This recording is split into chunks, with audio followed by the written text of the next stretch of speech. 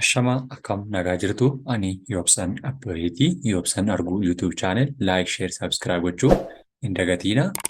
Egaa akkuma yeroo darbee kutaa darbe keessatti guyyoota torban ilaalle har'a immoo ji'oota waggaa kan afaan Oromoo, afaan Ingiliffaa fi afaan Amaariffaan kan waliin ilaallu ta'a jechuudha. Haga xumuraatti na waliin tura. Egaa waggaan tokko ji'oota 12 qaba. Isaan tokko tokko isaanii kan ilaallu ta'a jechuudha.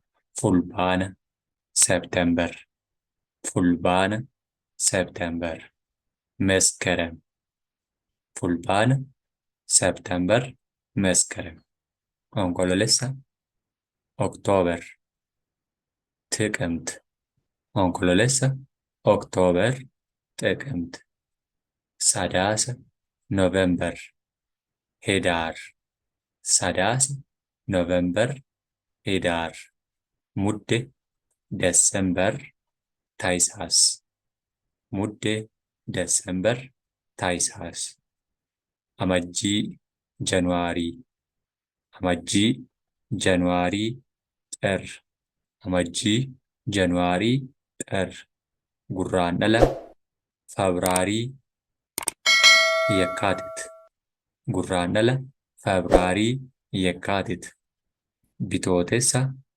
Maarch, Maggaabit, Bitootessa, Maarch, Maggaabit, Eebila, Aapiriil, Eebila, Aapiriil, Miyaaziyaa, Aapiriil, Miyaaziyaa, Caamsaa, Meey, Gimbot, Caamsaa, Meey, Gimbot, Waxabajjii, Juun, Sanee, Waxabajjii, Juun, Sanee, Adoolessa, Juul, Hamilee, Adoolessa, Juul, Hamilee, Hagayya, Awugast, Nahaasee, Hagayya, Awugast, Nahaasee.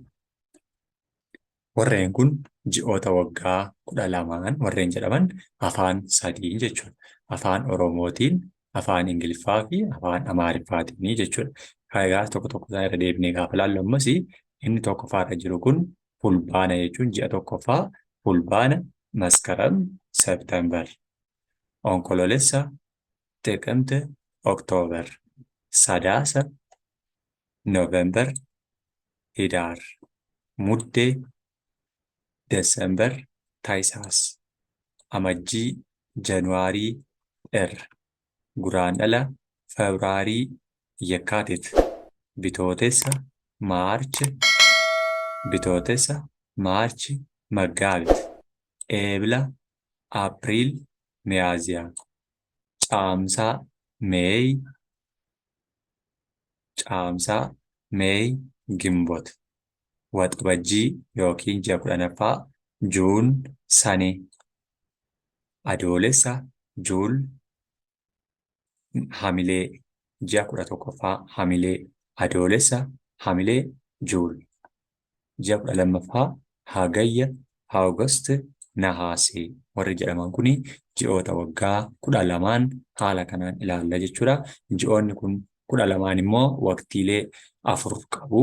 Waqtii birraa, arfaasaa, bonaa fi ganna jedhamu ji'oota sadiin kan isaan qoodamanidha jechuudha. Yeroo biraa kan walitti deemnu ta'a. Yoo isinitti tole like, share, subscribe gochuu hin dagatinaa. Galatoomaa ulfaadha.